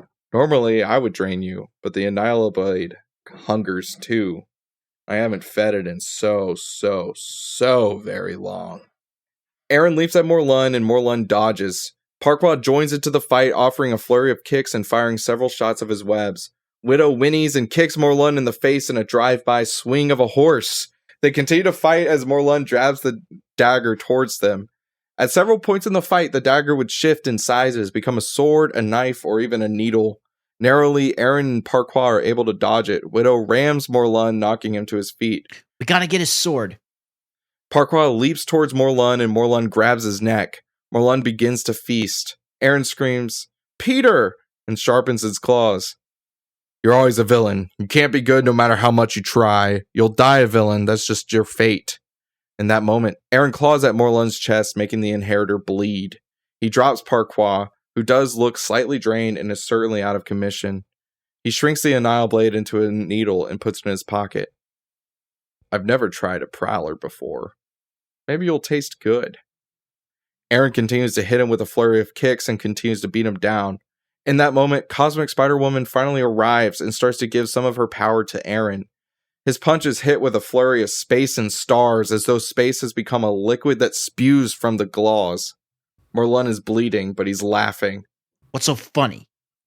"Look down." Aaron looks in his chest, seeing just a slight red needle, as small as one you would have while cross-stitching, sticking in his armor. He looks at Parquagh, who is dying. He then looks at Morlun, who still can't stop laughing. The blade grows really, really fast and goes all the way through Aaron's body. "Idiot. Villain." Aaron is gasping, struggling to breathe. He grips the All Black and pulls. He screams as the Cosmic Spider-Woman works to heal his wounds using cosmic webbing, but the Annihil blade seems to fight it. The sword eventually comes out, and Morlun stops his gloating and laughing. The Annihil blade attaches itself to Aaron's suit, and his wounds start to heal without the need for the cosmic energy. The sword has become Aaron Davis's Prowler claw. Everyone keeps telling me that I'm a villain, that I'm doomed to die. He raises the claw in the air. Nah, I'm gonna do my own thing. He slices at Morlun, the claws digging into Morlun's neck, similar to when he beheaded that guy in Prowlers. Space and time opens around Morlun, and he folds, crumbles, his skin peeling from himself. As Morlun screams in agony, his whole self being sent and scattered throughout the multiverse, the portal grows and shrinks. Morlun is dead, and Aaron now has the Annihil blade. Aaron rushes over to Parquagh, who is sputtering and coughing. Widow approaches him too, along with the Spider-Woman. I'm good. Merely a flesh wound. Spider-Woman snaps her fingers, and Parquagh's flesh wound, as in being drained, starts to return back to normal health. He becomes his typical Matt Berry self, and a portal opens again and MJ exits. "Come on, both of you spider people. Billy, you need to merge back with your other self." "I'm fine how I am." "I need your full attention. Billy Morales, get in the damn portal." What about Aaron? Or the horse? "I don't give a rat's ass about the damn horse. And Aaron can just enjoy himself on the moon. It's not even worth wiping his memory. Too much stuff has happened. He'd be mush. Besides, this place isn't that bad. It's time for you to debrief and give your mission report. Come on." Parquagh starts to leave. He looks at Aaron, and they give each other the best bro hug you've ever seen. You better come and see me, you ne'er-do-well, rapscallion. Let me know when you're performing Romeo and Juliet. I'll be there, man. You know, I always preferred Midsummer's Night Dream to that damn play, bruv. Bruv? Parquagh waves and steps through the portal with MJ and Billy. The portal closes and Aaron stands on Moon 13. He looks around before hearing a cry for help. To summarize, he just goes on some heroing. He stops a small burglary. He doesn't really say anything and just kind of disappears. He goes and tries a Moon Donald's burger or whatever and exits the restaurant where Widow stands outside and, with a slice of his Prowler claw, opens a portal to the next dimension. Earth 688b. The portal opens and Aaron's gloved Prowler hand rises out of it into an apartment. His apartment. Although it's been completely updated and redone as new tenants are now occupying it. It's all covered in earthy alternative stuff. I don't know the word, but imagine tapestries, candles, plants, dream catchers. It's like Jarrett's freshman year college dorm room, back when he had piercings and long hair, before he got his act together. I remember that. That was a rough period. I don't remember that. Aaron carefully races out, taking in his surroundings. Then Widow falls out, sticking to the ceiling. Oh, damn it. Get down. Widow, Get down now. Now. I said now. Get down. Right now. Gwen, make him get down. Now you get your dadgum butt down off that there old ceiling or I'm going to have a conniption. Widow drops. We gotta get out of here. Aaron opens the closets to try to steal some clothes, but he remembers that the Prowler suit can change. That, coupled with the Annihilate Blade, shifts him into whatever he wants to wear. He shifts into a Domo hoodie and shorts like Hobie wore in Prowlers. Aaron walks with Widow through New York. No one seems to care. He stops initially at Hobie's old place. No one is in there. So he goes to his family. Outside is a boy. He looks a bit older than we last saw him, but it's Miles Morales. The child, barely older than 4 now, is playing, running around as Rio and Jefferson watch. Aaron stands a bit away. He smiles. Miles begins pointing at Widow the horse. Jeff looks up, but when he does, Aaron is gone, as is Widow. Leaping rooftop to rooftop, crossing the ocean and heading a bit out of NYC, Widow and Aaron eventually land in front of Mindy McPherson's home. Aaron goes to knock on the door, but he sees Hobie and Mindy, Aaron Pierre and Kiki Palmer respectively, as Mindy hands Hobie a stick-looking thing. Hobie doesn't register, as Hobie usually fails to in these moments, but Aaron can see through the window Mindy mouthing, "I'm pregnant," and Hobie smiling ear to ear. Then Mindy looks outside. We hear her say, "Was that a horse?" And Hobie looks too, but Aaron and Widow are gone. Before the credits begin, Horse with No Name by America starts playing. Well, Widow, guess it's just you and me, girl. We see him riding off towards nothing. The horse whinnies. End. Yeah. Oh my gosh. Peyton, this was delightful. It's insane. This is honestly a kind of what I expected, but so much more. That's good to hear. I'm glad that you enjoyed it. I'm just going to come out and say the bit that nobody gave attention to in the moment because we were reading. Orlan has all black.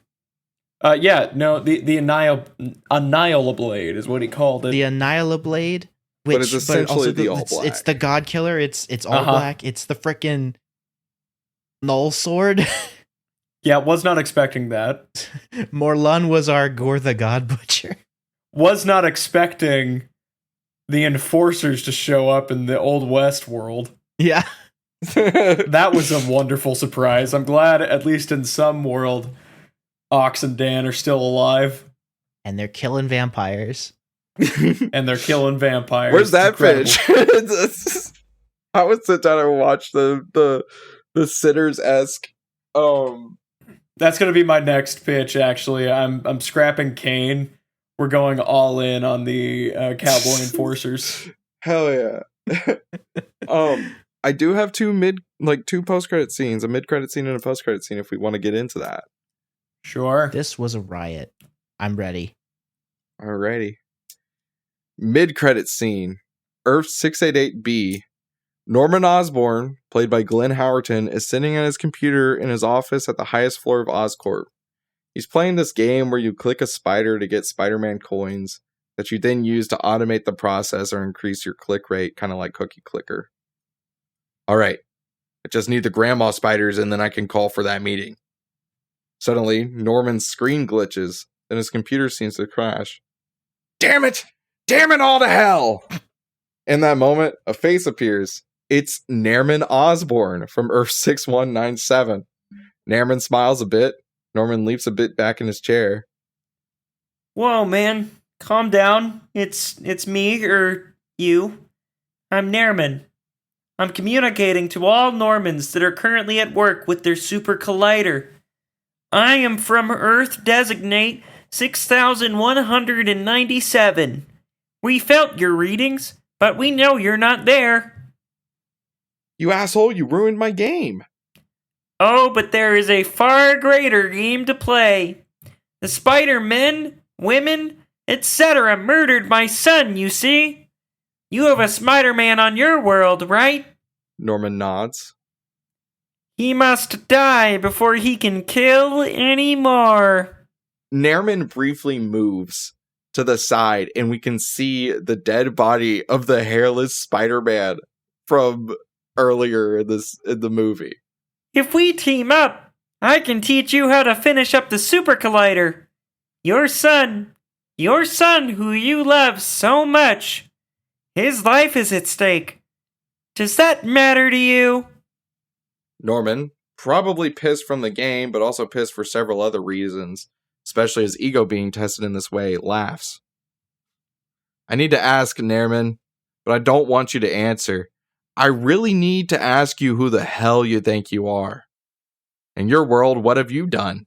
You killed a twerp, you made a company, or did your universe give you a father that coddled you, that allowed you to supple from his teat until he died and you got all his assets? I am a self-made man, Nairman. I am the goddamn king of the castle. I don't give a shit about your super collider plans because I have the best people in my world working on mine. And on my world, they are the best people of the whole universe, nay, the multiverse, because they have a Norman Osborn that would never stoop to getting the plans of a super collider from another one of his own. God, the disrespect. You know what? Don't contact me. Don't freaking reach out to me. You ruined my spider clicker game. You kneel at my legs like a puppy begging for a treat. I am not making a super collider. For all that is right in this world, I am making the ultimate amazing, astonishingly superior, spectacular collider. Good day. He then punches a hole through his computer screen before Nairman can process or respond. Wiping the blood off with a nearby cloth, because he does this often. Not like talk to multiversal figures, but punches his computer. He taps an earpiece and speaks. Give me a new monitor and motherboard. This one in my office was compromised. Started the work again on Auto Super Collider. I got a few ideas for it, starting with a new name.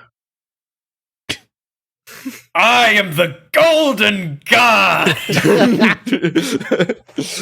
I am the Golden Goblin. You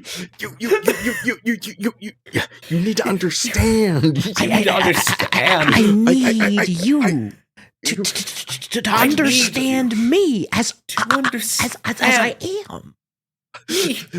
The ultimate amazing, astonishingly superior, spectacular collider. You don't understand. With this astonishing collider, the Spider-Man will never try to attack us again because of the implication. Glenn Howerton is the best Norman Osborn casting. It is so funny. Anyways, y'all want to get into this post-credit scene? Yes, Can I play? please. Can I play? Yes. Yes. Absolutely. Other space. A man in full black armor slices and Oh dices my beings gosh. of pure light. With each wave of his dark blade, he destroys the entire spirit of these light beings, enshrouding them in darkness. I am Null, God of the Void, Breaker of Worlds. Flashes from Thor Love and Thunder of the Dark Lord in his blade, Christian Bale's gore picking it up. The weapon that I carried, the Annihila Blade, has had many forgeries across the multiverse. I enjoy the Clintarian name, the Necros Sword. But me and my blade, no matter how tethered we are always so far apart. A view of Clintar. Clintar is this giant ball of darkness blotting out stars in deep space. It writhes and wriggles, shifts and morphs. Wherever the blade goes, I follow. Wherever the blade goes, my seed is there. Only one of me exists. The God of Darkness. The God of Eternal Night. But my species is many. My species is infinite. As is their and my knowledge. A flash of Tobey Maguire's Peter tearing off the black suit, and another of Peter Parquagh, of all people, fighting off the symbiote. Once I tried to free myself. My sword was in a universe for a long period of time, in the same moment that a codex had formed between a symbiote and his host. We see Eddie Brock, played by Tom Hardy, and Venom in archival footage. Now I, God of the symbiotes, have returned to this wretched universe. We see a view of Aaron's gloved hand. And I, Null, Destroyer of Light, know that soon I will be free. Peter Parker, played by Jacob Timothy Manown, sits straight up in bed, sweating profusely. A black tendril sticks out of his back. It's Tom Hardy's voice coming from it. What is it, buddy? I just had a dream of some Dungeons and Dragons character from like the late 90s. Talking about the most insane, whack stuff ever. Odd. Yeah, he said his name was... No. Peter is put back to sleep. Nope. Not talking about that again. Nope. Full end of movie.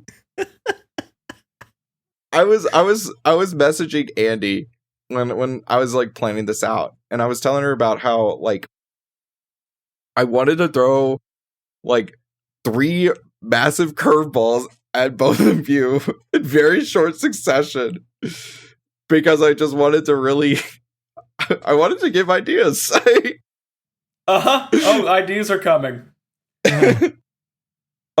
So something that I want to clear up is that at some point Morlun had hopped into Earth 688B around the time of Venom the Last Dance, but there was either not a Spider-Man that was around or not a Spider-Man that he could find. So for the time that Morlun was just dicking around in 688B, the Necro Sword almost kind of has a leash towards Clintar and drags Clintar to wherever it goes.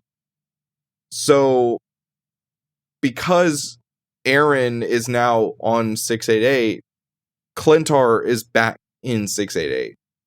So Noel is because in Venom 2 Let There Be Carnage, it's mentioned that it's like a multiversal hive mind. Mm-hmm. And that had me thinking, well, if it's a multiversal hive mind, is there an infinite number of Noels, or is there just one Noel? And I think it's cooler to have just one Noel that exists.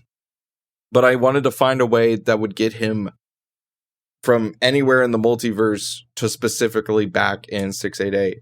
Now, what does this entail? I don't know. I mean, we have ideas, but who knows what's going to happen. That's hilarious. I got to voice Null. That was fun. And Norman's working on his super collider again. Or astonishing, ultimate, superior, amazing collider. A superior collider. A superior collider. I am the god. I am the Lizard King. I like this bit for the joke where like Peter Parker wakes up and he's talking to Venom. It had been my assumption that he would not, just because it was such a tiny piece, but it's funny. Mm-hmm. That's up to y'all. If we can decide on it outside of call or in call right now. It could be a dream. Potential. Anyway, y'all want to close the episode out? What y'all think? This was so Holy fun, frick. man. This was so fun. This is so good. I'm glad y'all enjoyed it. I was so nervous for this to be my first pitch of the season, but I'm glad that y'all enjoyed it, and I hope the audience enjoyed it too, even though it's such a wild swing. I'm sorry that I told y'all that your predictions were wrong. This is so out of left field compared to what anybody in predictions had mentioned, and what I think Noah or I who could have ever thought possible, thought likely. This is so good. The dance sequence is bonkers.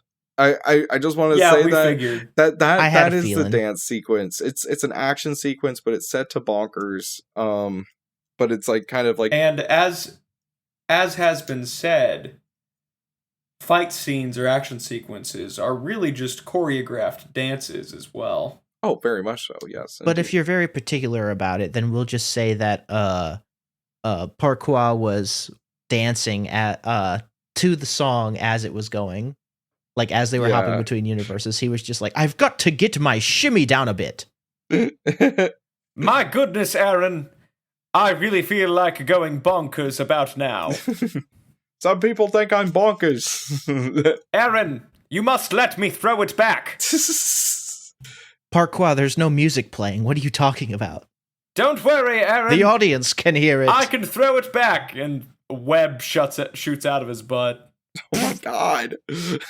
Some things to keep in mind now in terms of our main universe is that Aaron Davis is now back in Earth 688B. Mm-hmm.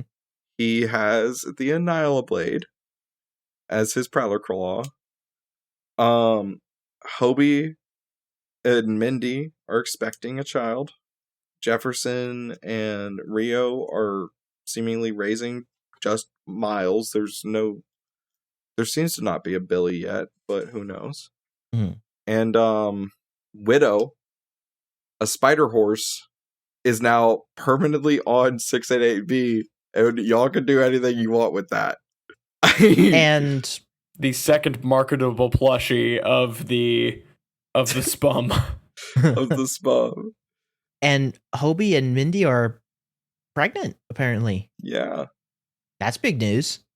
I'm excited for what that entails. It was something that I just kind of threw in there because I was like, that would be fun to kind of grapple with. Mm.